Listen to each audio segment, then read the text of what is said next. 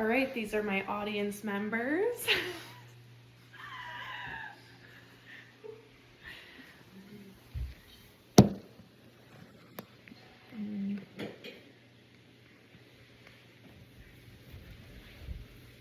Okay. Oh, it's blocking my face. Okay, so nearly every medical appointment that you go to, the nurse or doctor, whoever, is going to take your vital signs. And one of the most important vital signs they're going to take is a blood pressure. A blood pressure can tell you a lot about your overall health, and it only takes about a minute, but an inaccurate reading of it can raise some concerning results. So as an EMT student, I've learned and have been trained to take an accurate reading and learn the proper techniques, and then today I'll be demonstrating it on Chuck. So, about the equipment, first we've got a stethoscope. This will allow you to hear the sounds when you take the blood pressure. And then we've got the blood pressure cuff. This just wraps snugly around the patient's arm. It temporarily cuts off blood flow, which is what you need to hear the sounds of your blood flow. And then this gauge on here tells you the pressure, and it's measured in millimeters of mercury. So that's about it with the equipment. And so a little background about what a blood pressure is.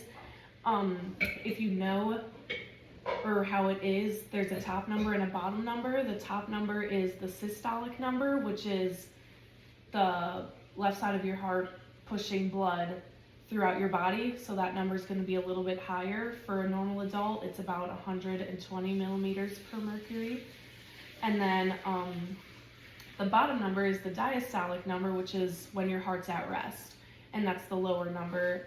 It's about 80 millimeters of mercury.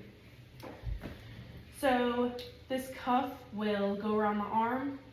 It'll inflate pretty snug.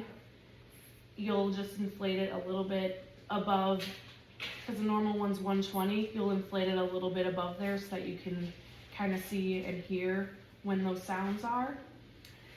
And then you'll slowly release. There's like a little knob on here that you'll slowly release. If you go too fast, you'll miss when you hear that first kind of pump or a rush of blood. You'll hear the heartbeat. So when you pump it up all the way, you won't hear your heartbeat. When you slowly release, you'll hear it. And once you first hear that little tick of the heartbeat, that's your top number. So if you get it correct, if it's a normal, healthy adult, it should be around 120. And then you'll keep slowly deflating that cuff. That bottom number reading is gonna be when those heartbeats kind of like fade out. And that's your bottom number. So let's do it. So you'll have your patient sit comfortably in a chair. Their back should be supported, and their arms should be supported, and try to have it at heart level, legs uncrossed, and yeah, you can barely hear with this thing. And then on the cuff, it tells you kind of where to put it. So you'll wrap it on, and then, where is it? At the bottom, it has an artery mark. So you'll find the brachial artery on the arm, which is just right in the elbow, and line that up. It shows you right arm, left arm, and then it shows you the mark. So I'm gonna set that there. Wrap this. Make sure those arrows line up. You'll put it about an inch or two above that elbow crease. And then we're gonna pump it up. You'll put the stethoscope right on that brachial artery. put some pressure on it. Make sure this is closed.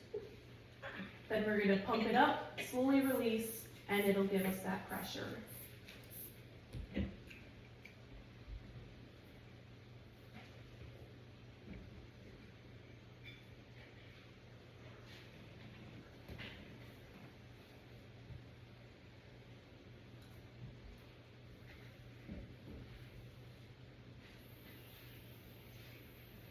Okay, so I heard that first take at about 104. I know it's lower, but he is a smaller child, so it does make sense. And then it started to fade down around 72, 70-ish. These aren't fully accurate. There are like machine ones that give you a very precise reading, but this gives you the general area of where it is. So some key points: make sure your patient is sitting upright, relaxed, back against a chair, supported, legs uncrossed, arms supported and heart level if you can. The cuff just slightly above where that elbow crease is, which is where you'll put your stethoscope on the brachial artery. So just leave enough room on there.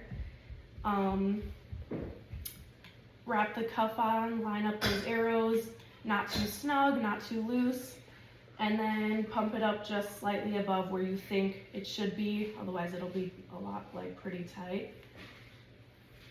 And then slowly release it. Once you hear that rush of blood, that first heartbeat, that's your top number. Again, I heard it around 102, 104. And then you'll keep hearing it pretty loudly, and then once it starts to faint out, that's your bottom number, the diastolic number, and I heard that around 72-ish. So yeah, about a minute-long procedure. If it's done accurately, it tells you a lot about your health, and then inaccurate, it can raise some concern. And that's how you take a blood pressure.